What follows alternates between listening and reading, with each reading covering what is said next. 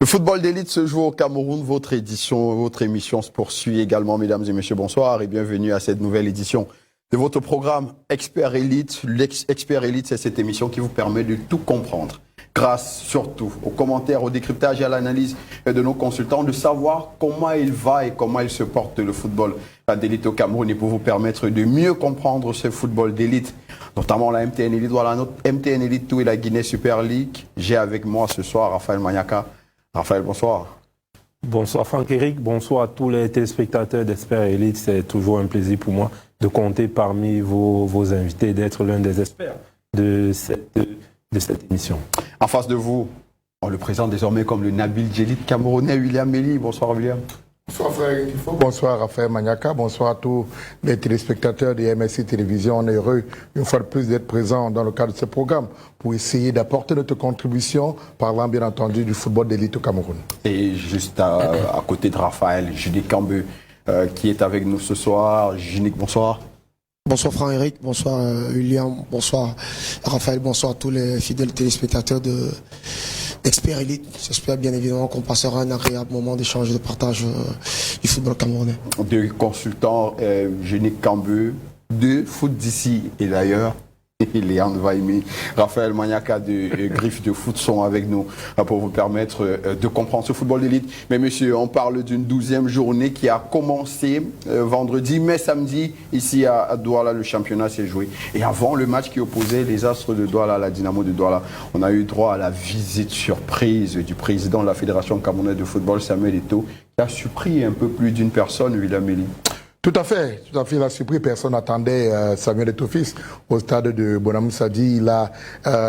Il est passé et sa présence a fait beaucoup de bien aux personnes qui souhaitaient échanger quelques temps avec le président du football camerounais, il faut le dire ainsi, Samuel Eto'o, qui est venu un tout petit peu à quelques heures avant le coup d'envoi de cette rencontre entre les Astres de Douala et Dynamo de Douala. Et ceux qui étaient là avant, ça veut dire ceux qui étaient un tout petit peu dans l'organisation du match, et y compris le personnel de MSC Télévision, a eu le privilège d'ailleurs de le recevoir en cabine technique. Il y a quelques journalistes qui avaient l'habitude de le voir seulement à la télé, qui ont quand même pu saluer Samuel Eto'o. C'est une bonne chose. Comprendre qui voit qui à la télé finalement.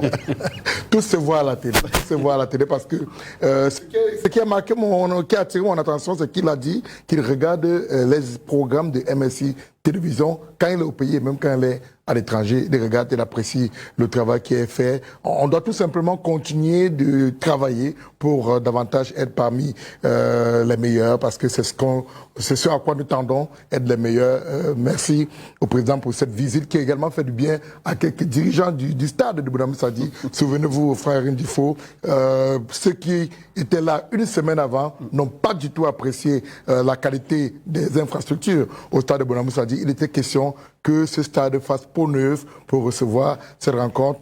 Le degré de saleté qu'on a vu il y a quelques jours avait un tout petit peu baissé. C'est à saluer. Non, c'est à saluer. Lorsqu'on décrit et lorsque les choses sont faites pour améliorer, il faut saluer, il faut applaudir. Je pense que pour ceux qui avaient regardé les images il y a quelques jours plus tôt avec Georges Rim qui nettoyait les sièges avant de s'asseoir et autres, c'était pas plaisant à regarder. On a décrié, on a interpellé des responsables du stade qui rapidement ont essayé de nettoyer avant les rencontres. C'est à saluer, donc c'est à encourager. Junik Kambeu, le président de l'Africa Foot, qui arrive de façon surprise comme ça, personne ne l'attend. Pour les joueurs qui arrivent, parce qu'il est arrivé même avant les joueurs qui arrivent, qui le voient, est-ce que ça peut changer quelque chose psychologiquement dans la préparation? Non, je pense pas. Si cela aurait pu changer quelque chose, cela aurait permis bien évidemment à la formation de la Dynamo de s'imposer. Cela ne peut pas changer quelque chose dans la préparation des matchs. Si c'est un petit mot qui jetterait une petite piécette ou quelques billets en cas de victoire, cela pourrait pourquoi pas motiver les joueurs, mais juste l'image de Samuel Eto'o qui passe avant une rencontre, je pense pas que ça puisse changer quelque chose dans l'organisation, dans la perception ou pourquoi pas dans la physionomie d'une rencontre. Raphaël Maniaka, c'est vrai qu'il a dit qu'il passe ainsi, ça peut permettre surtout aux employés de l'Africa Foot qui sont censés être dans les stades d'être présents au poste parce que pour lui, il fallait quand même se rassurer de ceux qui sont bel et bien présents et que tout se passe bien. On sait qu'il y a souvent eu quelques soucis, notamment l'histoire des recettes de stade.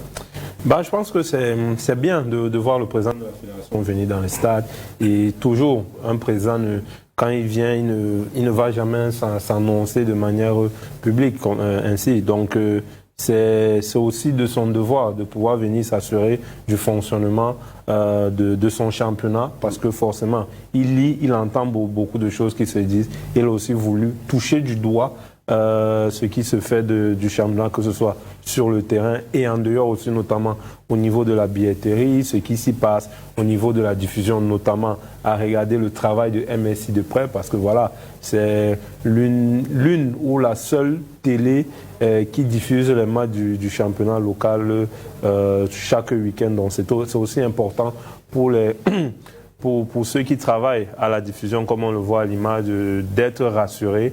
Et ça leur donne encore un peu plus de poids de savoir que voilà, notre travail est regardé déjà par le président de la fédération et par la légende du football africain. Et ça nous a aussi permis de voir combien de fois Franck-Éric Difo a beaucoup de palettes à son arc. Lui qui a été chef de protocole ou encore chef de délégation du président de la fédération. Mais non, pas chef de protocole, le chef de délégation. C'est vrai qu'il y avait tout un protocole. Peut-être un petit peu comme Etienne Tamo. Je n'irai pas jusque-là, mais bon, les images parlent d'elles-mêmes. Hein. Vous avez fini. J'étais pas chef de délégation, le président de la FECAFOOT est arrivé, il y avait beaucoup de personnalités, il y avait le chef de protocole habitué qui a pris ce rôle très au sérieux, Patrice Benoît Ekané, qui était le chef de protocole. J'ai juste proposé à ce moment au président de la Fédération camerounaise de football de venir voir les installations parce que MSI était déjà en place et devait effectivement diffuser le match, de venir un tout petit peu échanger. Et comme William le disait, on a été surpris, il nous a dit, il regarde les programmes quand il est au pays, quand il n'est pas au pays, il regarde très souvent sur le téléphone, il aime bien suivre les matchs. Et d'ailleurs, William Eli, plusieurs fois on s'est rendu compte qu'il regardait en direct. Il a eu à commenter, a dit qu'il adorait ce qui était fait de ce côté. On a juste présenté les collègues, notamment les dames, le directeur technique Bobelet et toutes les dames, Blandine Zina qui est très souvent à la réalisation, mais surtout qui gère les ralentis de MSI. Je sais que vous les aimez aussi bien. Les ralentis, c'est Blandine Zina, Imelda Nana qui est caméra woman, on va le dire ainsi, et surtout Esther Otto que je n'ai qu'aime bien. Voilà un tout petit peu les dames qu'on a voulu présenter. Mais à côté de cela, l'information, c'était surtout ce match entre les Astres de Douala et la Dynamo Raphaël Maniaka. Il faut dire que c'était un derby de Douala très attendu, mais à côté, c'est une rencontre où chacune des deux équipes, on peut le dire, a eu sa mi-temps. Oui, on peut le dire un peu parce que voilà, forcément, il y a une équipe qui a gagné la première et il y a une autre qui a largement gagné la deuxième. Mais après, quand on regarde le contenu de la rencontre, on peut dire dans un autre côté que la première mi-temps, voilà, c'était du 50-50 et puis la deuxième, c'était du 80-20 parce que les As de Douala, même s'ils ont pris un premier but très tôt dans la partie, c'est pas qu'ils ont été complètement refroidis, mais ils étaient gênés en première mi-temps, semble-t-il, par le schéma proposé par l'entraîneur Gabriel Zabou, qui certainement n'était pas le meilleur pour ses joueurs. Et on avait en 3-5-2. Un 3-5-2, voilà, où notamment on revoyait Job avec Foné et de l'autre côté Koum Djipita, qui forcément n'était pas habitué, on n'est même pas habitué à jouer dans ce genre de dispositif. Et on les a vus un peu beaucoup gênés parce qu'à l'accoutumée, c'est plutôt Ndong et Koum Djipita qui évolue à l'AS dans un schéma préférentiel du 4-3-3. Mais on les a plutôt vus très en difficulté dans ce schéma-là parce que, bien évidemment, Job, on connaît, la course n'est pas sa qualité première et forcément les As de Douala qui sont habitués à avoir le ballon et avoir le ballon signifie aussi qu'on joue un peu plus haut.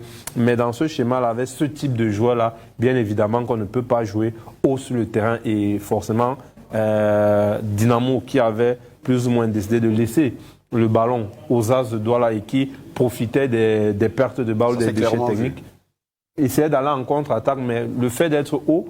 Et lorsqu'il partait en compte, souvent Job était la dernière, on l'a vu sur plusieurs actions où parfois il était le seul des défenseurs à être un peu plus bas. Même au niveau de la relance, ils étaient un peu troublés, je pense, dans les 10 premières minutes. Les As ont été un petit peu gênés parce qu'à 3, les relances étaient toujours un peu à côté et parfois elles n'étaient pas très bonnes. La première minute, on a vu, je crois, la première minute, il y a une première action de Pangelobé, mais ce n'est pas allé au bout et ensuite il y a eu ce premier but-là. Mais après, les As de Douala ont réussi à reprendre la maîtrise du jeu en deuxième mi-temps. Voilà, le coach a fait les ajustements qu'il fallait et on a vu une meilleure équipe des As de Douala et un Dylan Hachimi plutôt bien en jambes. Et Dylan Hachimi, on va en parler, on en parlera tout à l'heure dans une magnifique palette que vous avez concoctée pour nous. William Elie, est-ce qu'on peut se dire que dans ce match, l'équipe la mieux organisée, la mieux structurée sur ce début de saison, alors sur cette première partie de saison a gagné? Tout à fait, tout à fait. Je pense que Gabriel Zabo maîtrise son effectif, il connaît ses joueurs, il a commencé avec un dispositif tactique dès le coup d'envoi, il s'est rendu compte que ça ne marchait pas, il a changé, et lorsqu'il a changé, on est revenu. Vous avez retrouvé un tout petit peu le niveau des astres de Douala, et ironie du sort, Hachimi dans ses beaux jours, il concrétise des actions. Et je pense quelque part, cela veut également démontrer la fébrilité défensive de Dynamo de Douala, parce que vous savez, Dynamo n'a pas une défense fixe. On change un match, 2 matchs plus tard, on revient avec une autre défense. Et c'est peut-être ce fait de changer chaque temps qui déséquilibre un tout petit peu la défense de Dynamo de Douala. Lorsque vous regardez le but de Hachimi, vous voyez complètement comment le défenseur se perd. Il tombe. Oui, Fegué qui tombe. Ça avait déjà présenté des signes de faiblesse dès l'entame de la seconde manche. Et il faudrait donc que Jean-Pierre Mout, qui actuellement est aux commandes sur le banc de touche de Dynamo, parviennent à avoir la maîtrise de son effectif. On a l'impression que pour le moment, ce n'est pas encore ça. Il faut encore travailler véritablement pour qu'on retrouve une défense solide du côté de la Dynamo de Douala, parce que c'est très changeant et ça prend des buts. Ça prend des buts dans ce championnat et c'est pas bon du tout pour Dynamo qui espérait depuis le départ avant même l'arrivée de Inangassa, depuis même le départ de Yves Clément Aroga, ça ne va pas du tout du côté de la Dynamo de Douala. Donc il faudrait rapidement que Dynamo de Douala se réveille un tout petit peu, sinon le bateau va continuer de couler. Dans ce match, Denis Cambe, est-ce qu'on peut se dire effectivement qu'il y a réellement eu la patte Gabriel Zabo? Bien évidemment, pour ceux qui suivent régulièrement la rencontre et qui sont un tout petit peu attentifs, lors des, je vais dire quoi, les 20 premières minutes, la Dynamo avait déjà dégagé près de 12 ballons et je me disais, est-ce qu'ils vont supporter de passer le temps à remettre le ballon à l'adversaire, parce qu'ils avaient marqué sur un but, je dirais, je qualifierais de litigieux avant dans les 10 premières minutes, et on avait l'impression qu'on avait atteint la 80e minute déjà et qu'il fallait tout faire pour éloigner à chaque fois le ballon de son camp. La patte Gabriel Zabo a été toujours de permettre à ces joueurs de jouer. Il ne faisait que de les signer jouer, calmez-vous, jouez. Calmez-vous, jouez, calmez-vous. Et ce que j'ai beaucoup plus apprécié dans cette rencontre, c'est cette capacité à rapidement s'adapter. Vous savez, dès lors où il s'est rendu compte que son 3-5-2 avec Mangana en numéro 10 et Dylan Hachimi à la pointe de l'attaque qui était scellé n'arrivait plus à fonctionner, rapidement passe en 4-3-3, on remet les joueurs à leur poste. Ahmed qui rentre et qui est décisif sur le 3e but, qui se met en passeur décisif. Donc, qui retrouve une place de défenseur central où il est habitué à jouer. Les hommes ont rapidement retrouvé les repères et on a vu tout au long de la rencontre, la deuxième période, comme Raphaël le disait, c'était du 80-20. Les Astres ont carrément piétiné, marché sur la formation de la Dynamo de Douala, qui devient de plus en plus inquiétante au fur et à mesure que les journées s'avancent. Déjà, ce qu'il faut signaler, William le disait, c'est ce problème aussi de stabilité au niveau de la défense de la Dynamo Douala. Si on a vu la Dynamo performer lors du début de saison, lors des 4 premières journées, des 5 premières journées, c'est parce qu'il y avait une complémentarité entre le jeune Tala d'African Foot et le jeune Gamakwa, qui avait été habitué à disputer des rencontres ensemble même durant le tournoi de pré-saison. Depuis un certain moment, on ne garde plus qu'un Gamakwa dans la charnière centrale. On a essayé avec Bao, ça n'a pas fonctionné. On a essayé avec Feugue, c'est poussif, c'est laborieux. Et le comble, c'est que à la sortie de Tchéché dernièrement, on nous a mis Tala qui est carrément passé à côté de sa rencontre. Donc on a l'impression que jusqu'ici, le coach Mout ne maîtrise pas encore réellement son dispositif. Mais à côté de ça, est-ce qu'on ne peut pas apprécier et surtout, est-ce que ça n'a pas été un signal fort de voir quand même Gabriel Zabo, à un moment assez important de son match, sortir un joueur comme Tchatchoua au milieu des terrains pour faire entrer des jeunes juniors Némi, Ali Ahmed, des jeunes à peine 20 ans, qui sont venus remplacer des joueurs expérimentés, mais qui sur le coup ont changé complètement le visage des Astres de Douala. Après, ce qu'il faut déjà signaler, c'est que le problème de la Dynamo, jusqu'en fin de saison, je peux vous le confirmer ici, se situera toujours après la 60e minute. Parce qu'après, il y a des joueurs qui ont beaucoup plus de maturité, qui ne peuvent plus aller dans assez de courses. Ça, il faut le dire. Quand vous là, c'est plus la maturité, c'est la vieillesse, sans manquer de respect à qui que ce soit. Ouais, quand vous avez Momasso qui ne peut vous jouer que 45 minutes maximum, après la 45e minute, qu'est-ce que Momasso fait? Il ne cadre plus de tir, il n'est plus décisif, il ne percute plus, il ne provoque plus. Vous avez des joueurs plus ou moins vieillissants dans la défense centrale, en dehors d'un Gamakwa, qui va jouer disons 70 minutes dans les duels. Après la 70e minute, on sait que les duels épuisent réellement. Quand on va dans les duels aériens, dans les combats physiques, après on commence à être un tout petit peu essoré physiquement. Donc, avant de faire rentrer les jeunes, c'était malicieux, c'était vicieux, c'était très bien lu de la part de Gabriel Zabo. C'est pas que des jeunes, c'est des jeunes aussi qui ont de la qualité. On ne peut pas faire rentrer des jeunes parce qu'ils sont jeunes, on les fait rentrer aussi parce qu'ils ont de la qualité. En plus, les mettre dans un match comme celui face à la Dynamo, dans un stade comme à Bonamou, ça dit, dans un contexte particulier où l'équipe est menée, parce que c'était pas des remplacements pour plaire aux gens, c'était des remplacements pour aller changer l'issue de la rencontre. Je pense que c'était le coup de la journée. Changer l'issue de la journée, on a fait rentrer des jeunes comme Ebongue, comme Ahmed Chépé, Ali Ahmed, Némi dans le milieu des terrains, mais pour mettre en lumière un monsieur, Dylan Hachimi, qui véritablement, comme vous pouvez le lire, a mis la Dynamo à genoux. Pourquoi? Comment est-ce qu'il a réussi à mettre la Dynamo à genoux? On va prendre la transition et derrière, on va permettre à Raphaël Maniaka, grâce à sa palette, de nous faire comprendre quel a été l'impact, mais surtout l'importance de Dylan Hachimi dans cette rencontre face à la Dynamo de Douala.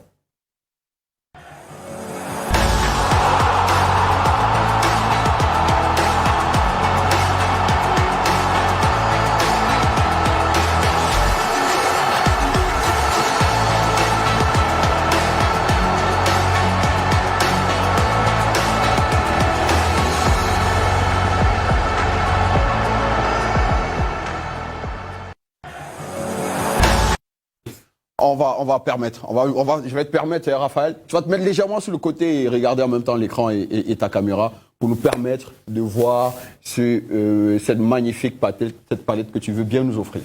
Oui, déjà on va voir que dans cette rencontre, Dylan Hachimi, il a eu véritablement un rôle important. À ce niveau, on voit la capacité qu'il a de conserver, de jouer le rôle de point d'appui de ses coéquipiers. C'est Ngamakwa qui va beaucoup subir. Là, on voit, c'est une nouvelle faute. Il y a eu la première faute, toujours en appui de ses coéquipiers. Et là, il y a une seconde faute en appui. Ça montre, j'ai envie de dire, la palette du joueur qui est capable d'être dans un registre de joueurs qui attire les défenseurs sur lui. Là, on a vu tout à l'heure, c'était Ngamakwa.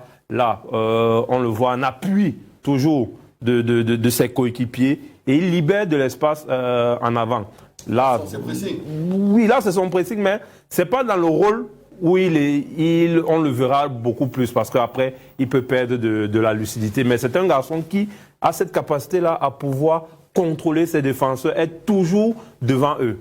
La prochaine action, on va encore le voir. Là, c'est une remise sur Urige, donc on verra sur le ralenti. Mais on verra sur le ralenti qu'il s'arrache véritablement pour donner ce ballon. Urige, donc, aurait pu lui... Là, on voit... En une touche toujours. C'est un joueur qui joue en une touche. Et là, je pense que Ulrich aurait pu faire un meilleur choix de faire un centre. Là, on le voit toujours. Avec son défenseur, Ngamakwa, qui a été plus ou moins son cerbère. Qualité de conservation de ballon. Toujours, il recherche. Il occupe l'espace. Il vient. Là, bon, il a été battu dans son duel face à Molu. Ici, on va voir une autre palette. Mais là, on ne peut pas bien la voir parce que l'action ne se termine pas. Véritablement pas un danger.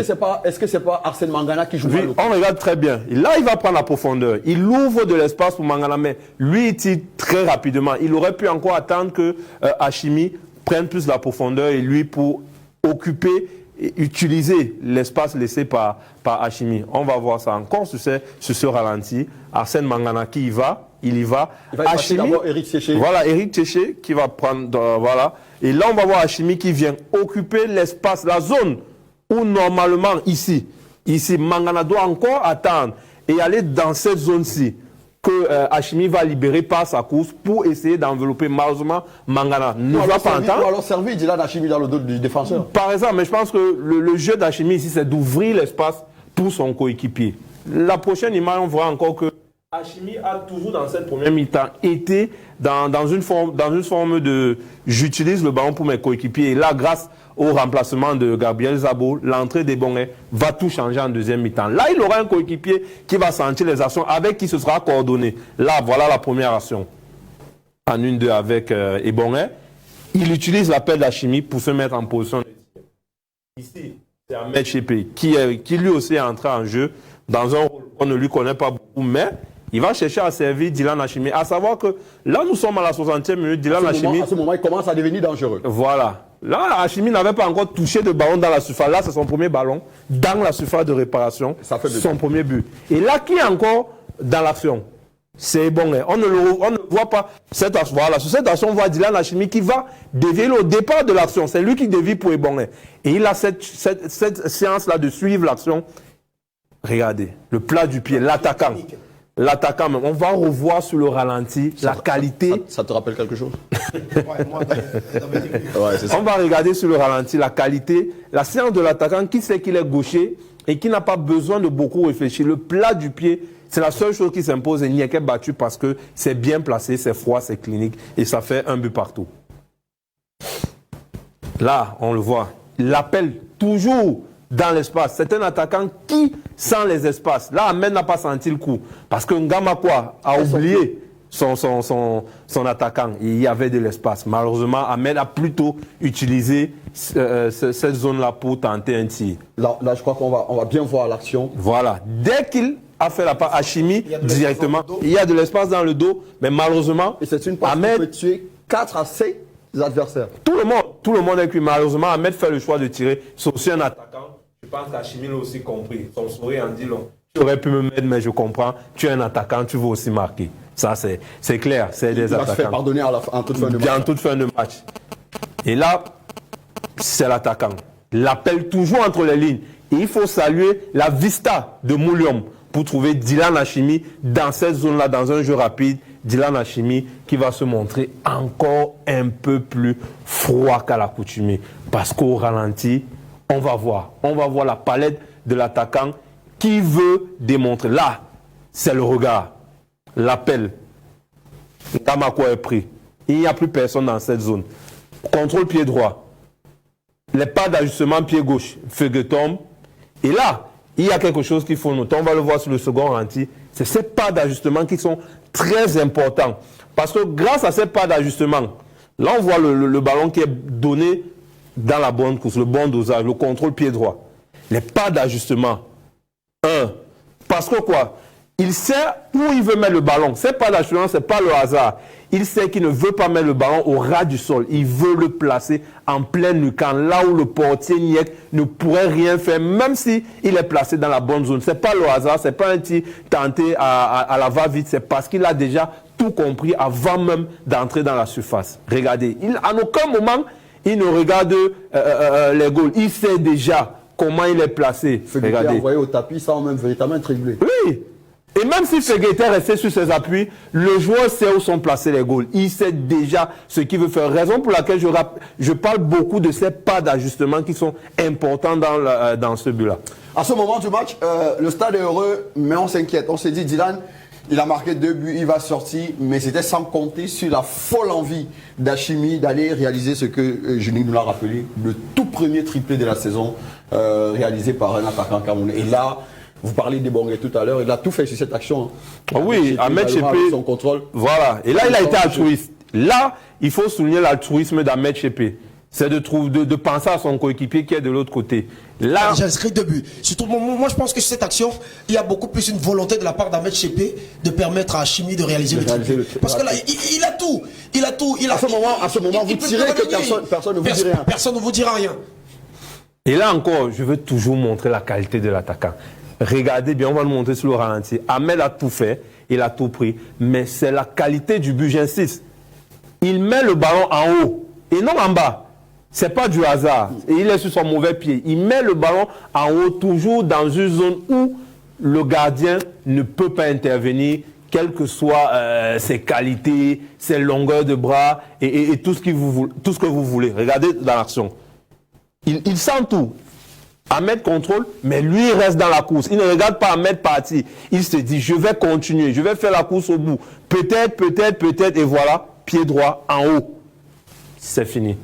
Donc, ce qu'on vient de voir, c'est de la qualité d'un attaquant qui passe une première mi-temps difficile, pas de ballon dans la surface, être en train de mettre en mal les défenseurs en recevant des coups, mais qui en deuxième mi-temps finit par garder la lucidité du joueur, d'être capable de terminer ses actions comme il le faut. Et ça, c'est une palette que beaucoup d'attaquants doivent avoir et d'autres, parce que un attaquant, c'est souvent très difficile. Quand il ne marque pas, on n'arrive pas à le mettre en valeur. Mais là, quand même, on sent un attaquant qui a voulu toujours rester dans la mouvance, c'est-à-dire un attaquant qui crée, qui est toujours en train de venir jouer au pied. Parce qu'on l'a vu sur notre palais, c'est un attaquant qui aime bien recevoir les ballons au pied, faire jouer ses coéquipiers et à la fin, mettre les ballons au fond des filets. J'ai envie d'applaudir pour vous, monsieur. Je crois que c'est magnifique ce qu'on vient de voir. Félicitations et merci infiniment pour cette magnifique palette.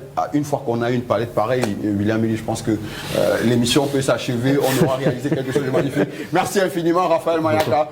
Courte transition derrière et on revient pour poursuivre notre émission. Revenir, détailler encore, rester encore sur ce Dylan Hachimi qui a tout fait pour nous. Merci.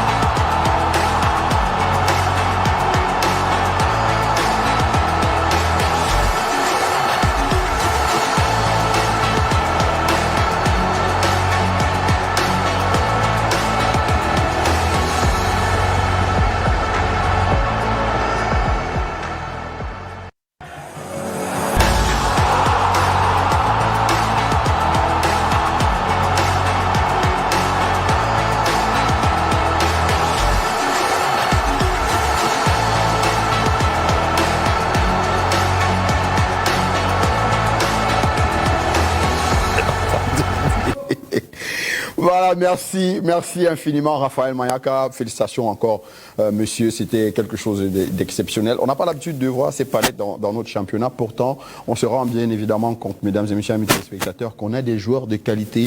On a des entraîneurs qui peuvent apporter beaucoup, mais alors beaucoup de qualité à notre jeu. Félicitations également à Gabriel Zabou qui a su le mettre en valeur. Julie Cambeu, vous qui avez un jour dans votre vie été attaquant, je pense que c'est tout ce dont rêve un milieu de terrain ou un défenseur, un entraîneur, avoir un attaquant comme Dylan Hachimi qui sait combiner effort, justesse, appel, mais surtout efficacité devant les buts. Oui, mais pour moi, c'est la résilience en fait. C'est la résilience dans la partie. Parce qu'il n'a pas tout réussi. Pour ceux qui ont suivi l'intégralité de la rencontre, c'était pas la perfection n'était pas dans un très grand jour, mais il a réussi à garder ce mental-là, à garder cette solidité-là, à être résilient, à se dire, ah, si ça ne marche pas, dans les prochaines minutes, ça va arriver. Il y a eu des parties ou des périodes où il a raté des contrôles, où il a raté des remises.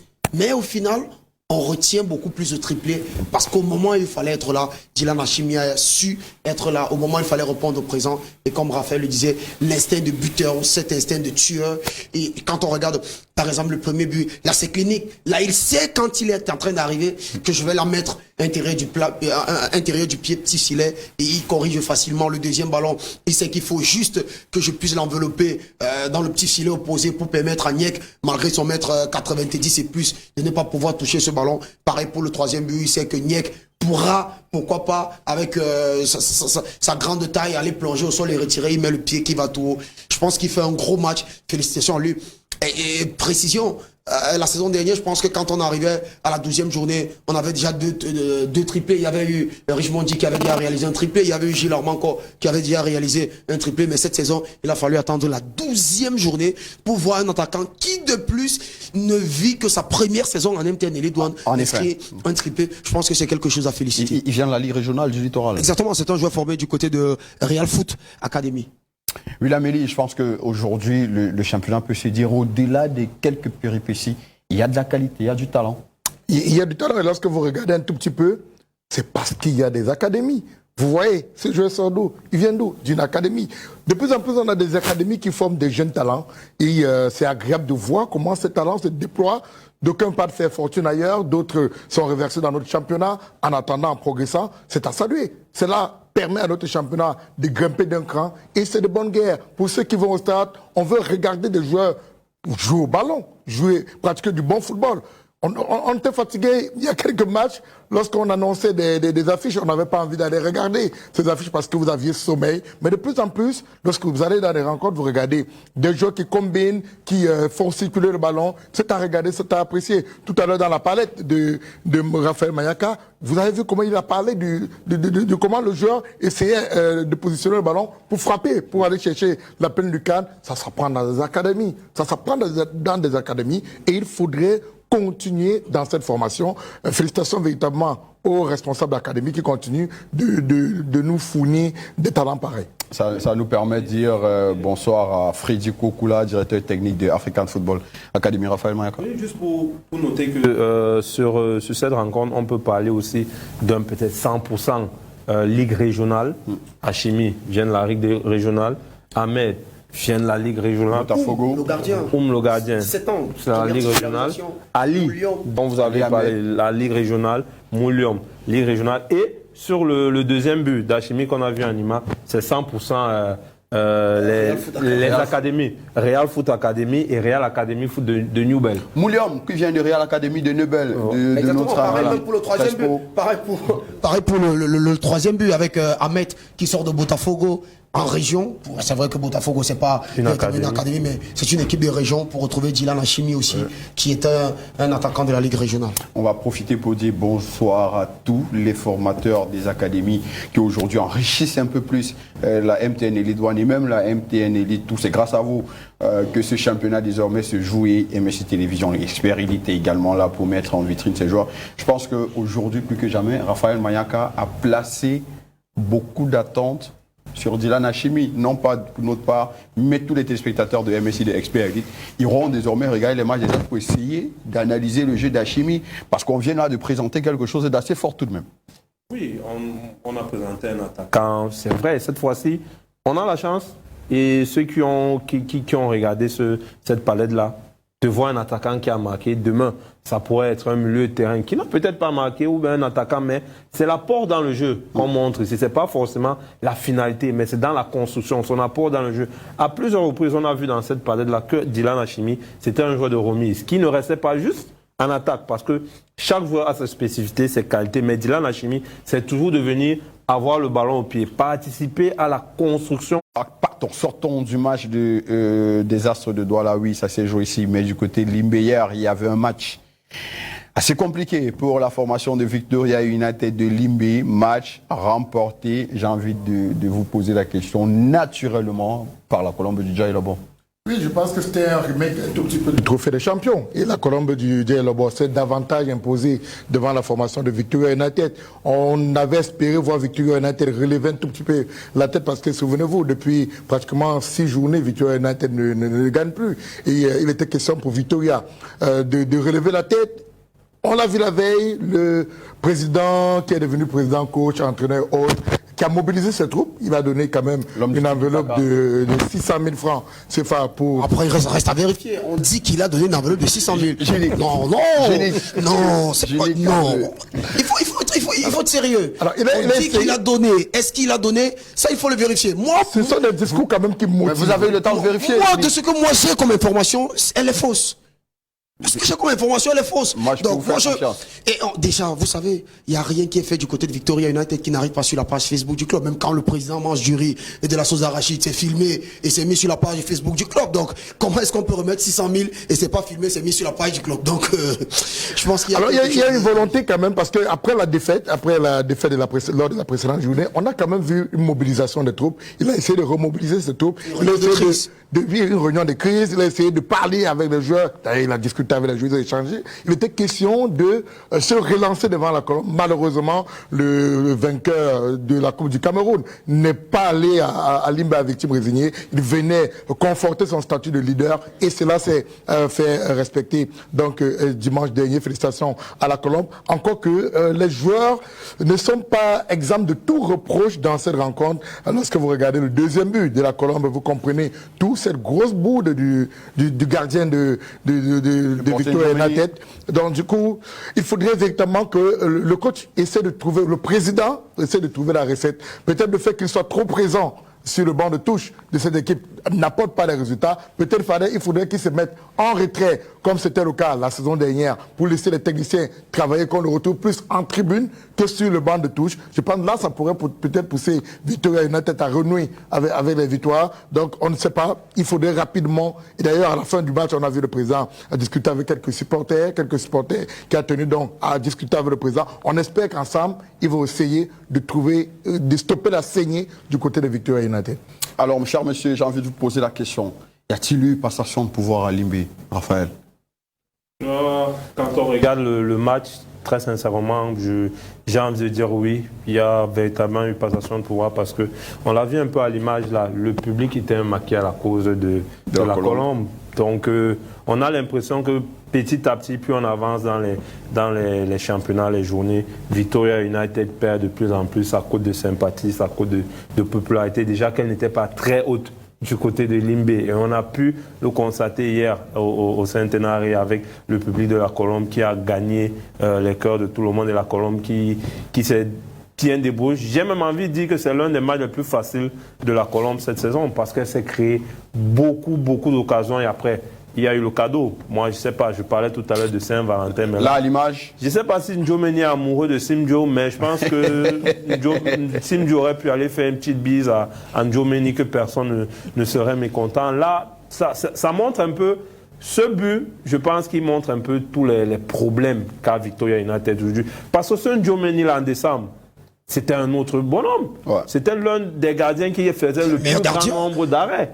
C'était même en décembre le meilleur gardien du championnat en décembre. Mais voilà, aujourd'hui, il est l'homme de lui-même. Face à Bambuto Zebouda, toujours à Limbé, c'était la même chose. Une sortie hors de sa surface, toujours hasardeuse, qui a profité à Campbell Ndé et Bambuto a réussi à s'imposer. Donc, les cadres aujourd'hui ne sont plus les cadres. J'ai envie de dire, les cadres sont devenus des bois blancs. C'est eux qui déposent pratiquement l'effectif de Victoria United. Aujourd'hui, vous avez Ndjomeni qui, ses prestations, demande à en discuter. Vous avez Nathan qui est aux abonnés absent, il ne prend plus part aux rencontres.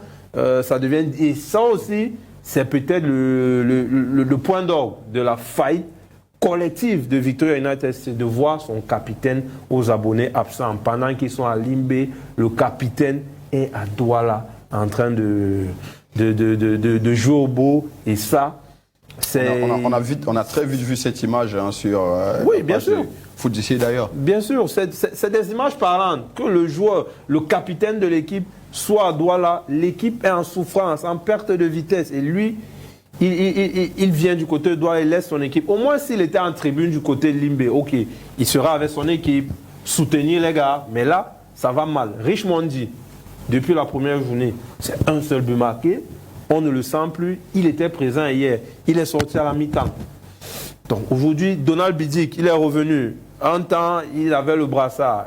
Un temps, il n'a pas le brassard. Donc, il y a en interne des situations qui certainement peuvent expliquer aussi ces mauvais résultats-là. Mais aujourd'hui, globalement, c'est collectif. C'est la qualité des joueurs aujourd'hui. Est-ce que Victoria United a les joueurs capables d'aller bousculer la hiérarchie qui est en train de monter crescendo dans ce championnat avant la fin de la phase aller? Je ne pense pas. Quand vous remettez les clés de votre attaque à Tetego Ryan, un gamin qui sort de l'Oman Transit, je ne suis pas sûr qu'il a vu la régionale même 10 matchs et qui est en train de découvrir l'élite, ça montre que Victoria United est en train de chuter que de stabiliser en confiance. C'est définitivement une passation de pouvoir après le trophée des champions remporté par Colombe face à Victoria ici à Douala. Pour moi, je pense que c'est un match comme les autres, c'est une période de mou. Pourquoi pas dans une saison, ça arrive, hein. Même au plus grand, il y a des périodes où rien ne va. Le Barça a traversé une grosse crise il y a de cela quelques temps. C'est une équipe qui peut se remettre sur pied, mais il faut quand même aussi dire que Victoria United, c'est la belle victime de la Colombe. On parle quand même d'une 3e défaite en autant de rencontres. Ils ont perdu lors des play-offs dans la ville de Douala. Ils ont perdu lors du trophée des champions. Ils perdent lors de cette 12e journée de la MTN Elite One. Je pense que l'équipe ne va pas bien. Comme Raphaël le disait, les cadres ne sont pas au niveau où je vais même dire que les cadres ont déposé l'équipe.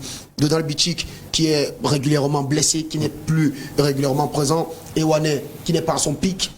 Richmondi qui n'y est pas, un seul but. Qui est quasiment porté disparu. Nathan Douala, comme Raphaël le disait, qui n'est pas avec l'équipe. Je pense que c'est quoi? Ndjomeni qui est...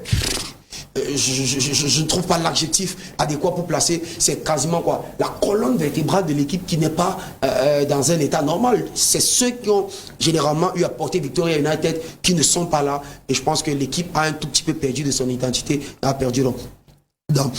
L'autre chose, c'est cette présence du président. Alors moi, je pense que autant on pourrait reprocher, excusez-moi de faire le parallèle, hein, à Samuel d'être présent partout aussi chez les Lions et notamment, autant ça c'est flagrant. C'est flagrant parce que là, mais Samuel se retrouve sur un banc de touche. Ouais, là, c'est ce que je disais, c'est ce que j'essayais de dire. Là, c'est un tout petit peu fort parce que quand au début de saison, tu dis qu'il n'y a pas d'entraîneur au Cameroun et que tu te fais battre par ceux qui ne sont pas considérés comme des entraîneurs, je pense que ça devrait un tout petit peu faire réfléchir le président de Victoria United. J'ai pas de problème particulier contre lui, hein, mais je pense qu'on devrait... C'est d'ailleurs un grand ami à vous.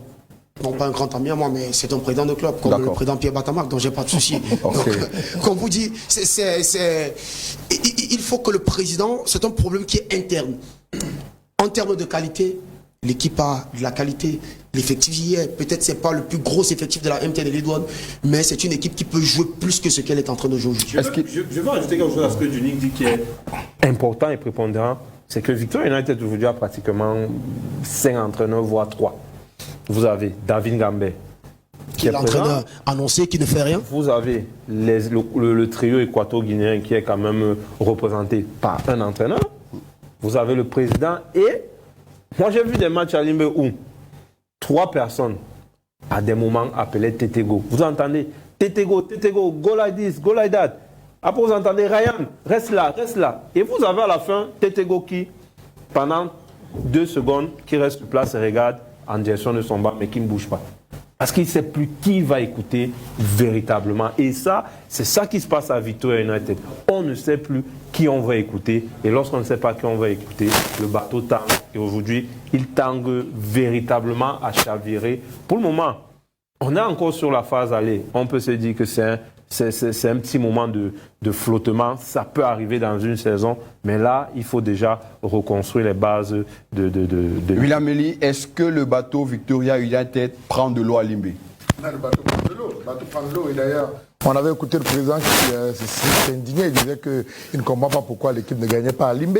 Mais ce n'est pas seulement à Limbe où l'équipe ne gagne pas. L'équipe ne se porte pas bien du tout. Et je pense que tout le monde connaît les principales raisons. Parce qu'il y a une instabilité sur le banc de touche de Victoria United. Tout à l'heure, Raphaël Mayaka le disait encore. C'est tel coach qui donne des consignes, c'est tel autre qui donne des consignes. Du coup, le jeu qui est sur l'air du jeu, ça le perd un peu.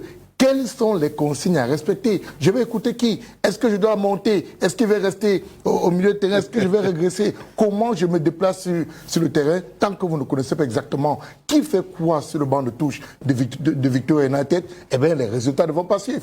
Tout à l'heure, on a parlé des victoires par tâtonnement, victoires au hasard et autres. Mais je vous dis, lorsque vous êtes bien préparé, les victoires se suivent. Du côté de la Colombe sportive du Lobo, les victoires n'arrivent pas au hasard. Du côté de la Gazette FA de Garoua, les victoires n'arrivent pas au hasard. C'est parce qu'on connaît exactement qui fait quoi, qui donne les consignes. Et lorsque les consignes sont là, vous voyez, on a parlé tout à l'heure de la victoire des Astres de Douala. Et on a dit, on salue le fait que Gabriel Zabo ait changé rapidement le dispositif tactique. Ouais. Du côté de Victoria United, qui change? On écoute qui? On va de quel côté? L'entraîneur-président. Du coup, l'entraîneur-président qui est le patron, qui est le maître à jeu, qui est tout de l'équipe. Je pense quelque part, il faudrait véritablement qu'il joue son rôle de président et qu'il laisse des techniciens que lui-même a recrutés, parce que ce n'est pas quelqu'un d'autre qui les a recrutés, des techniciens que lui-même a recrutés, qu'il les laisse faire le travail. En espérant qu'il n'ait pas recruté simplement des faire-valoir pour lui-même prendre toutes les places. Ça me permet, monsieur, de prendre cet espace, la vie tranchée. La vie tranchée, avez-vous l'impression que Victoria United a définitivement dit adieu au titre? Pour cet avis tranché, on aura Raphaël Mayaka et Junik Kambe. Je m'avais commencé par Junik Kambe. Messieurs, chacun aura 45 secondes très, très bien chronométré. Junik Kambe, avez-vous l'impression que Victoria United a définitivement dit adieu au titre? Non, je pense pas que Victoria United a carrément dit adieu au titre. Je pense qu'aujourd'hui, il y a 13 points d'écart qui séparent les deux, qui séparent le leader, la Colombe Didier Lobo, à Victoria United qui est classé, je crois, 10e. Mais je pense que cette partie nous ne sommes qu'à la phase aller et il y a encore plusieurs journées à disputer. Et Victoria United a connu des moments comme ça en MTN Elite Tour où l'équipe ne gagnait pas. Et après, elle a terminé champion en MTN Elite Tour. Victoria United, la saison dernière aussi, il faut le signaler, même si elle avait été un tout petit peu poussée par certains faits, a aussi connu un moment comme ça où elle ne gagnait pas, mais a réussi à terminer champion. Pour moi, Victoria United n'a pas dit adieu au titre. Elle peut encore terminer champion si elle se remet sur de bons rails. C'est bon, merci. 46 secondes. 46 secondes. Et il a été... Victoria United n'a pas dit adieu au titre. Raphaël Mayaka, Junie Kambe pense que Victoria n'a pas dit adieu au titre. Le championnat reste encore long. Est-ce que vous pensez, au vu de la saison actuelle, des positions, que la formation de Popo a dit adieu au titre?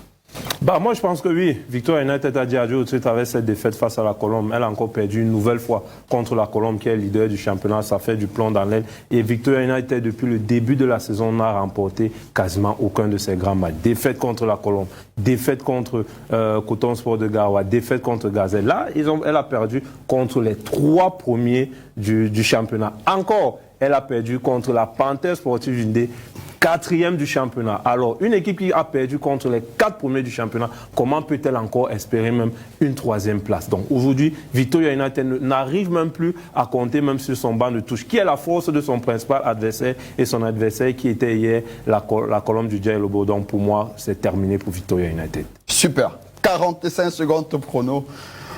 Merci. Je crois que les téléspectateurs, mesdames et messieurs, vous également, vous pouvez réagir sur notre page Facebook et nous dire ce que vous pensez de cet avis. L'avis tranché, Victoria United a-t-il dit adieu au titre ou pas? Est-ce que la formation de Popo peut encore rêver des titres cette saison? En tout cas, on aura l'occasion d'y revenir. Et avant de prendre les résultats, on va parler de l'Union sportive de Douala qui est tombée. On parlait de Victoria United, est tombée une fois de plus, peut-être une fois de trop cette saison. Ça nous permet de prendre les chiffres de Genic. Et votre chiffre aujourd'hui, monsieur, c'est 1.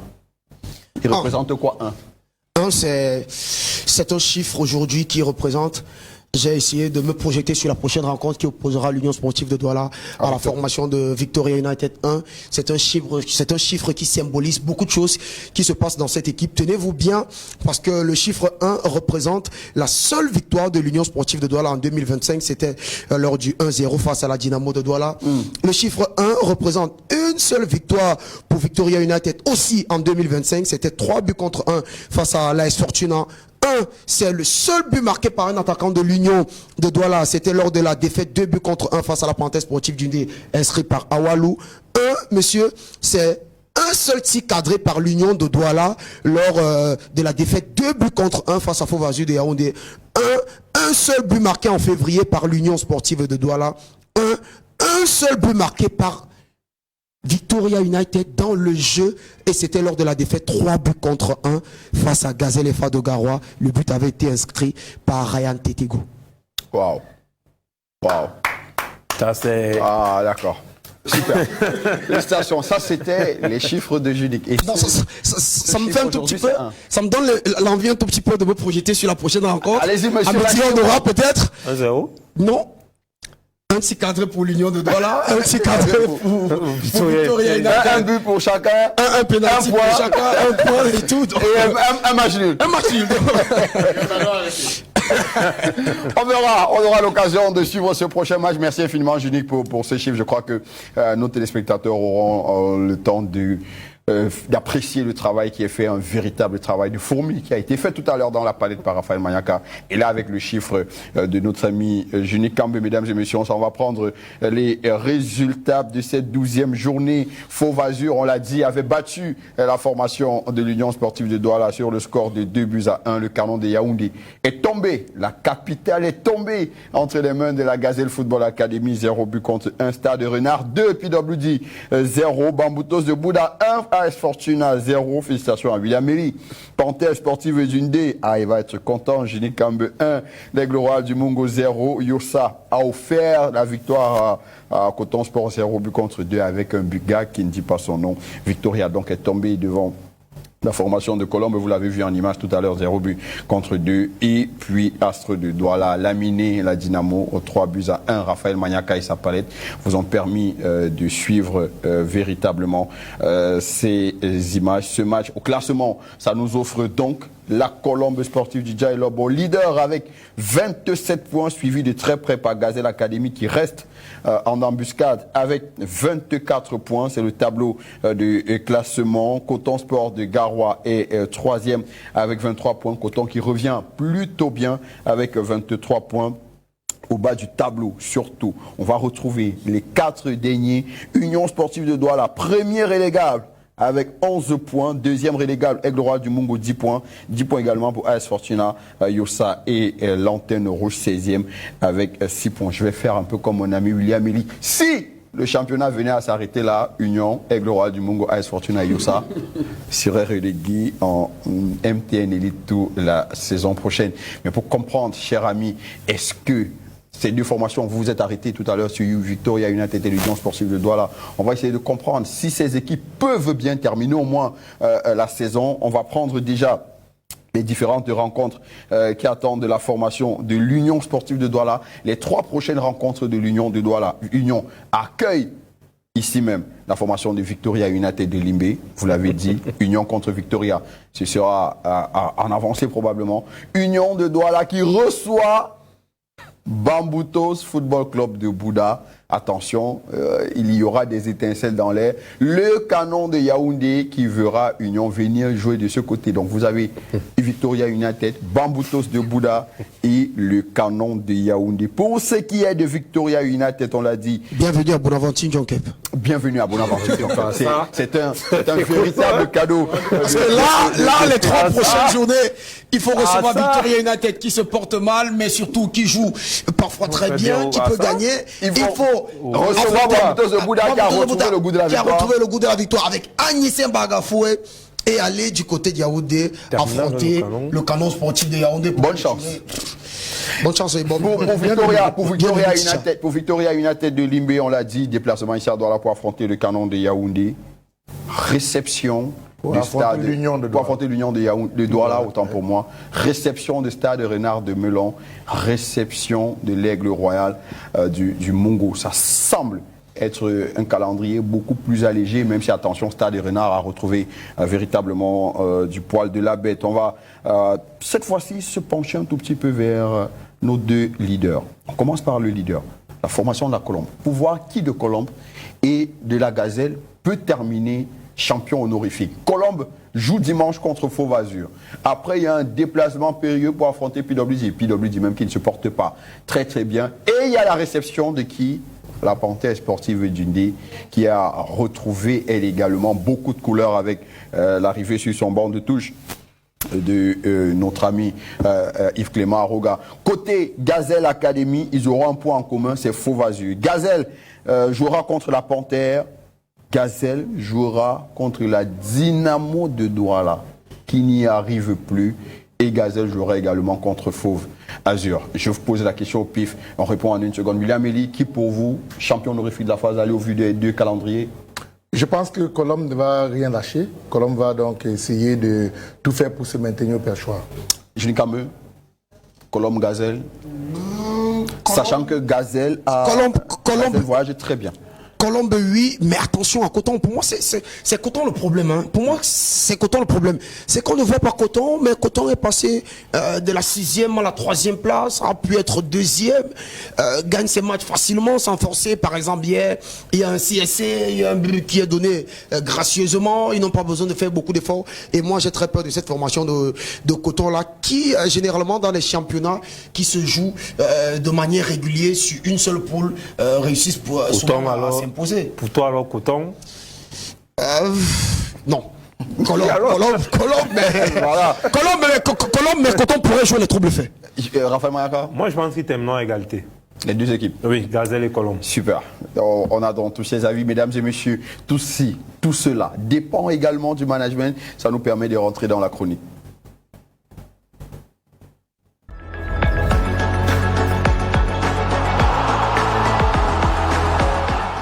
La chronique se nomme Méli sans mêle. Et aujourd'hui, Méli a décidé de se mêler du management des clubs dans nos championnats dits professionnels. On prend cet élément et on se retrouve juste derrière. Le management à la con. On ne le dira jamais assez. Qui sème le vent, récolte la tempête. Vous ne pouvez pas semer les goyaves et espérer récolter des avocats. Les clubs d'élite du Cameroun sont gérés comme des épiceries. C'est le président qui fait tout, qui décide de tout et qui finance tout. D'ailleurs, c'est sa propriété, c'est sa chose et personne n'a rien à lui dire. Pour gérer sa chose, il s'est fait entourer par des amis ou des frères qui n'ont aucune compétence. Le manque d'organigramme dans ces clubs illustre bien ce dont nous sommes en train de parler. Prenons quelques cas. Qui gère Baboutos de Bouddha? Est-ce le sieur Dissok, des Châteaux Kamdom, Justin Tagou ou encore le maire Tchoganri Saker? Bien malin qui pourrait y répondre. Et pourtant, le dernier congrès du club présidé par l'ancien préfet du département de Baboutos, François Etapa, avait adoubé Tchoganri Saker comme président de Baboutos de Bouddha. Mais Justin Tagou avait martelé que le club était sa propriété. Le canon sportif de Yaoundé a alimenté l'actualité la semaine dernière avec le manager général du club, Serge Noir, qui dirigeait les séances d'entraînement en lieu et place de l'entraîneur principal, Olivier Nankam. D'aucuns ont tout fait de qualifier cela comme un limogeage du coach alors qu'il n'en était rien. Serge Noir a alors rappelé à cela qu'il s'agissait de management à l'anglaise. Allez savoir ce que ça veut dire. Chez l'Union sportive de Douala, le tout-puissant Robert Tamzé, directeur général du club, a été suspendu par le président du club, Polycarpe Kémonier. Et pourtant, l'homme rigoureux dans les coupes de coiffure semblait être l'homme à tout faire du club depuis sa nomination. Quelles étaient ses mises? Sans doute, lui-même se pose encore la question. Très cher président du club, souvenez-vous de l'adage qui dit « Qui va aller loin menace sa monture ». Si vous voulez progresser et vous faire un maximum d'argent dans le football, soyez professionnel. Mettez dans vos clubs un organigramme tout en définissant clairement les différents rôles. Chaque maillon de votre équipe est important et il faut tenir compte de cela. Entourez-vous de professionnels pour la bonne santé de votre club. Nous n'avons pas la prétention de tout connaître, mais nous savons que ces conseils peuvent vous permettre de mieux gérer vos clubs. Sachez-le, le football a un guide d'utilisation et vous devez l'avoir. Autrement, référons au discours du chef de l'État, premier footballeur camerounais à la jeunesse, il y a l'agriculture et l'élevage qui sont les secteurs porteurs de richesse au Cameroun. Ah, nous avons failli oublier que vous êtes déjà riche.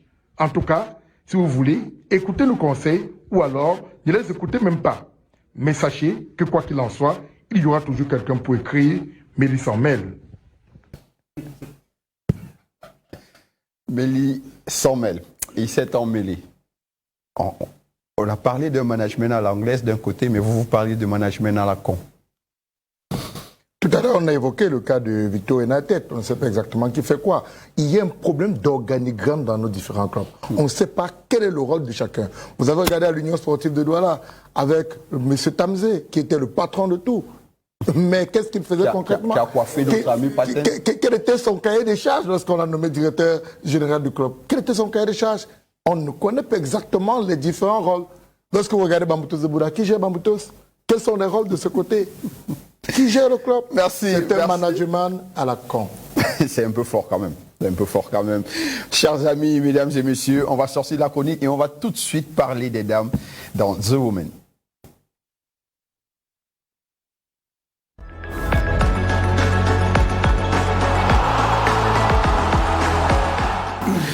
On parle de Women, on parle des dames, on parle bien évidemment de la Guinée Super League qui est à la fin de la phase aller avec Ebolova FC qui tient son rang, champion honorifique de la phase aller. Raphaël Mayaka, vous commencez à vous plaire dans ce football féminin. Belle équipe d'Ebolova sur le terrain et même en dehors. Ouais, sur le terrain et même en dehors, c'est que réalise Ebolova FC, c'est super. Année après année, je pense déjà en 2024, c'était l'équipe championne de la phase aller. Cette année, c'est 11 matchs, 10 victoires, 1 match nul, 27 buts marqués. Il fallait quand même le faire. C'est pratiquement 2,5 buts par match. Et si je m'embrouille pas dans mes calculs, 15 buts pour, je crois, Flora Kameni. Ouais. Sur les 27 marqués, c'est plus que la moitié de ce que l'équipe a. Non, pas cette saison, la saison dernière. Oui, la saison dernière. Donc, cette saison, je crois que c'est la joueuse Tiwalis.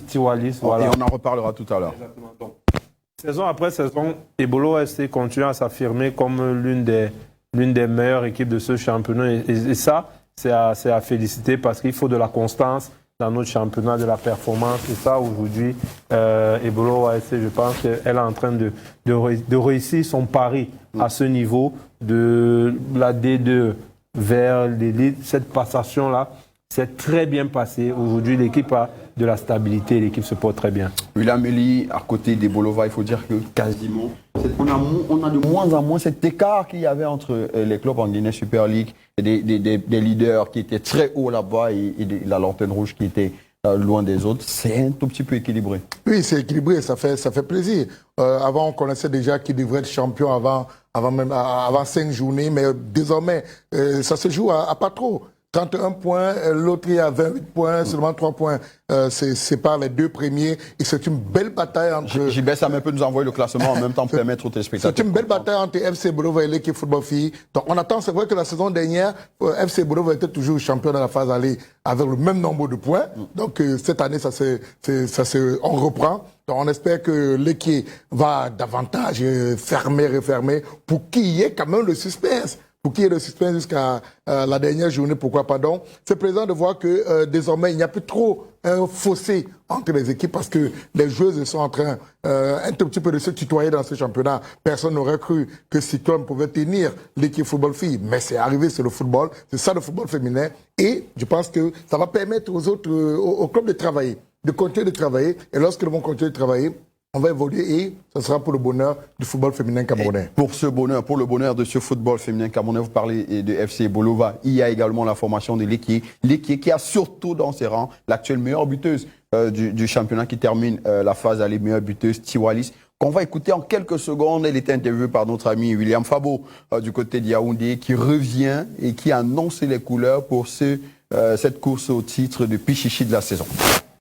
J'ai encore prouvé une fois de plus ce soir que je pouvais marquer au matin de ce que j'ai fait hier, en aidant notre équipe à marquer et à gagner. Et qu'est-ce qui fait dire à tes poursuivantes? Pardon? Qu'est-ce qui fait dire à tes poursuivantes au classement des meilleures buteuses? Puisque le meilleur gagnera jusqu'à la fin. D'accord. Le meilleur gagnera et ça se jouera jusqu'à la fin. C'est une belle annonce de guerre, ça. Ouais, c'est une très belle annonce de guerre, mais déjà ce qu'il faut signaler, c'est que la Guinée Super League cette saison se joue, on a deux championnats. On a un championnat qui va de la première à la 3e place et un autre championnat qui se joue de la 4e. Et puisqu'il faut le signaler, quand tu as l'équipe 31 points, quand tu as Ebolova 31 points, l'équipe 28 points, Amazon Fab 23 points, et que tu rechutes jusqu'en bas, tu te retrouves, je crois que c'est 16 points pour Itambon qui est 4e, jusqu'en bas. Il y a souvent eu des plus gros écarts que ça. Oui, mais aujourd'hui, c'est déjà, il y a déjà un fossé qui est en train de se créer. On sait déjà que le championnat se jouera entre les 3 premiers, et c'est déjà très important aussi d'avoir 3 équipes qui peuvent aller batailler pour le titre, et d'autant plus qu'on sait qu'à partir de la 8e jusqu'à la 12e place, c'est aussi un autre championnat qui va être très serré entre déjà les équipes du littoral qui ne se portent pas très bien, à savoir Caïman Filles, Cyclone ou encore Authentique qui ne vont pas très bien, qui devront aller batailler pour pourquoi pas se maintenir. Authentique qui s'est pris un cinglant 9-0 face à l'équipe. Face à l'équipe. Après, je pense que l'équipe est coutumier du fin. Après ce 9-0, l'équipe a infligé un 6 buts contre 1 à Éclair. Donc c'est une formation qui marque beaucoup de buts. Nous sommes habitués.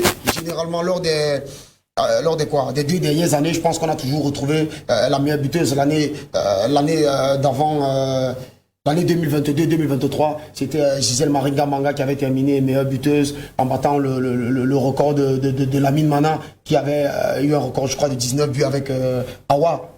Donc, cette saison, l'année passée, la passation, c'était du côté de FC Bolova avec Alice Flora Kamini qui avait terminé meilleure buteuse. Et cette saison encore, on revient avec Tiwalis qui est étalonné par Alice Flora Kamini. Donc, je pense que ces deux équipes-là, c'est un tout petit peu comme Barcelone et Real de Madrid en Espagne, où on sait tout de même qu'il y a une concurrence entre les deux équipes. Ça donne le ton au championnat, ça permet au championnat de se mettre un tout petit peu plus en évidence. Et on sait que quand il y a des noms qui sont ronrognants dans un championnat, quand il y a des noms forts, quand il y a des joueurs qui sont décisifs, c'est une plus-value et une autre grosse visibilité pour le football camerounais. Merci, monsieur, mesdames et messieurs. On va sortir tout à l'heure avec nos footballeurs de l'élite évoluant du côté de la diaspora. Le temps pour nous de prendre une transition. On parlera de Maxwell Joumekou, mais on sortira forcément avec Lionel Ateba.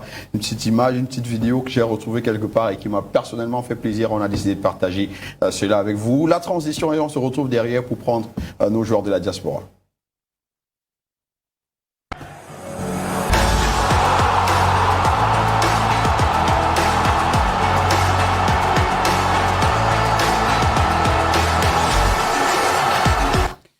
Saint-Éloi Lupopo connaît un nouveau lion indomptable, Maxwell Njumeku. Il s'appelle buteur pour son tout premier match, même si on rappelle que c'était son premier match officiel parce que lors de son premier match officiel, on a envie de le dire comme ça, il avait claqué un quadruplé, Raphaël Mayaka, un joueur que vous connaissez très bien, passé par la MTN Elite One.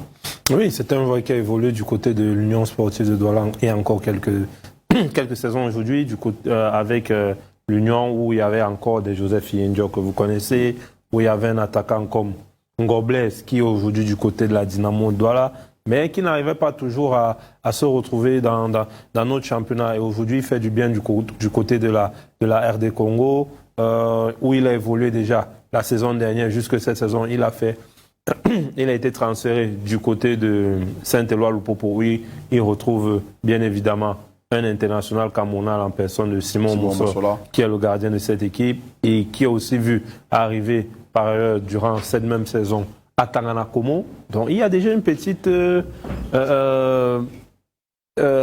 élite de Camerounais qui évolue du côté de Saint-Éloi Lupopo et forcément Maxwell Njumeku peut être la pierre angulaire de cette équipe-là parce qu'il a mis énormément de buts avec son ancienne équipe dans ce championnat congolais-là. Et aujourd'hui, il a été recruté pour faire ce qu'il fait de mieux, c'est-à-dire marquer des buts. Et on l'a vu lors de ce week-end de championnat, il a planté encore un but. William Elie, nos Camerounais, pas seulement les attaquants, s'exportent plutôt bien, quel que soit le pays. Ils arrivent toujours à faire parler d'eux. C'est une très bonne chose. C'est la preuve que la MTN Elite One a quand même du niveau pour qu'on se retrouve.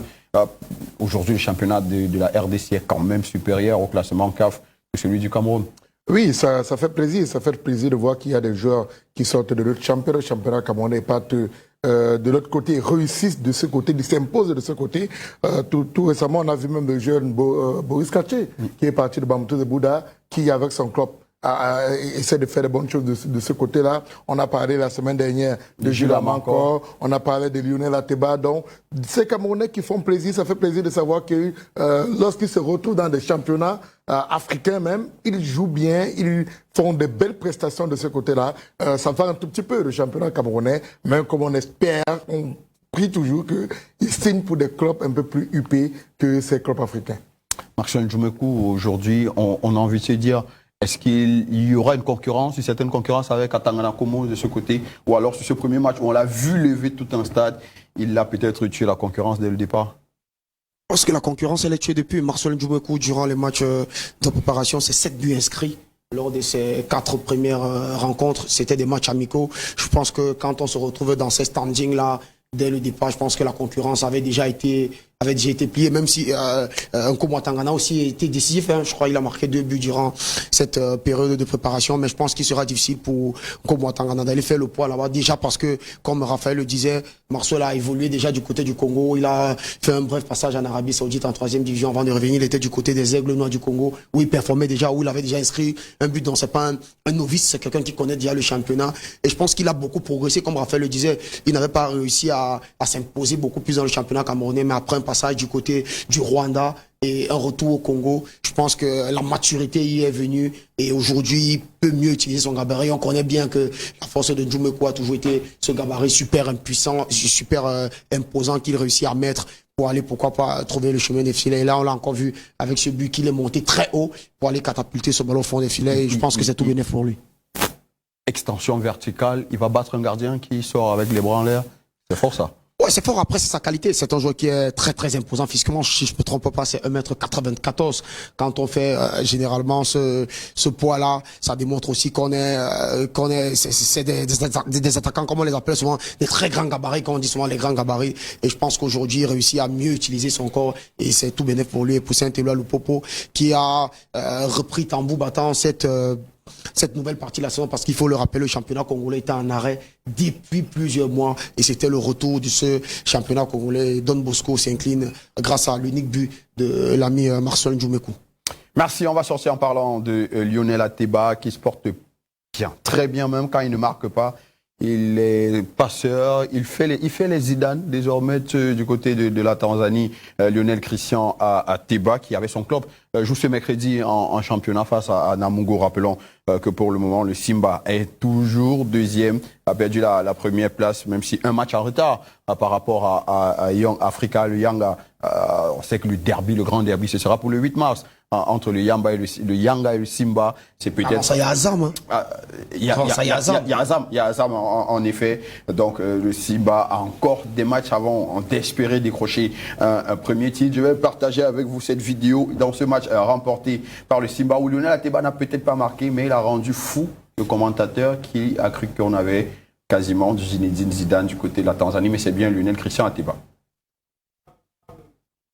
On a donc dit, on va prendre cette image de Lionel Christian Ateba qui empile but sur but désormais du côté de la Tanzanie, qualifié avec son club le Simba pour les quarts de finale de la Coupe de la CAF. Le tirage aura lieu le 20 février, dans quelques jours, dans 3 jours. Maintenant, on saura qui est-ce que la formation du Simba affrontera, mais avant, le club se porte plutôt bien, très bien même, en championnat. On espère que du côté de Gilbert Samet, tout est calé pour qu'on ait cette image, ce but du Simba avec à la baguette Lionel Christian Ateba dans le rôle de Zinedine Zidane, selon le commentateur. On l'aura peut-être pas, peut-être pour une prochaine édition, en espérant qu'il marque mercredi et qu'on passe peut-être à autre chose. Jenny Kambe, pour le moment, c'est un joueur, c'est un attaquant qui se porte très très bien et qui se sent à l'aise plutôt du côté de la Tanzanie. Ouais, il se sent très à l'aise. Après, aujourd'hui, je pense que Lionel Ateba, c'est l'attaquant, c'est l'avant-centre le plus décisif des Lions Indomptables. Il a déjà arboré tout de même les couleurs des Lions Indomptables. Aujourd'hui, Lionel Ateba en championnat, c'est quoi? 8 buts, 3 passes décisives. Il est au sommet. Ce qu'il faut préciser, c'est que Lionel Ateba n'a disputé que 13 rencontres. Donc, comparé au meilleur buteur ou encore à un joueur comme Awa qui est dans la même équipe que lui, il a 4 rencontres ou 4 rencontres de retard par rapport aux autres dans le championnat, mais il réussit à performer, il réussit à s'imposer. Et comme je le disais, le championnat tanzanien qui était un tout petit peu décrié, qui était traité d'un championnat de seconde zone, a traversé la Tunisie récemment et aujourd'hui est le 4e championnat en Afrique parce que bien évidemment les équipes qui évoluent du côté de la Tanzanie, à savoir Yanga et le Simba, se retrouvent généralement en compétition africaine et traversent généralement le premier tour. Oui, la preuve, c'est que Yanga aussi disputera le tour suivant de la Ligue des champions africaine et le Simba aussi disputera le second tour de la Coupe de la CAF en tant que premier de son groupe. Un avantage quand on le sait toujours au niveau du tirage. On va recevoir forcément vous recevez forcément au retour à Dar es Salaam, mais vous avez l'avantage de tomber sur un deuxième. Merci monsieur. On va sortir avec cette petite question. Est-ce que ce serait un scandale de ne pas retrouver Lionel Christian Ateba dans la prochaine liste des Lions Indomptables? Pas directement scandale, mais ce serait incompréhensible. Parce que si on va un tout petit peu sur les performances en club, Lionel Ateba mérite d'être dans la liste, la prochaine liste pour le regroupement de mars. Vous partagez un avis que vous partagez? Oui, je pense que William Melia a tout dit. Et aussi, ça permettrait aux sélectionneurs tout aussi de montrer aux uns aux autres que effectivement, il a une liste de 3000 joueurs qu'il observe sur tout le continent. Merci, cher monsieur, d'avoir participé avec nous dans cette émission. On vous l'a dit, chers téléspectateurs, amis internautes, tous les sujets qui ont été abordés, vous également, vous pouvez réagir, poser vos questions sur la page Facebook de MSI TV par rapport #Expert Elite, posez vos questions, on vous répondra. Merci de nous avoir suivis. On va se donner rendez-vous lundi prochain pour une nouvelle édition de Expert Elite. Et dans cette édition, on reviendra forcément parler de la cérémonie du Ballon d'Or qui sera pour le 28 février prochain. On essaiera de comprendre qui est nominé, où, quand, pourquoi et comment. Merci de nous avoir suivis et à très bientôt. Restez en compagnie des programmes de MSI Télévision qui se poursuivent.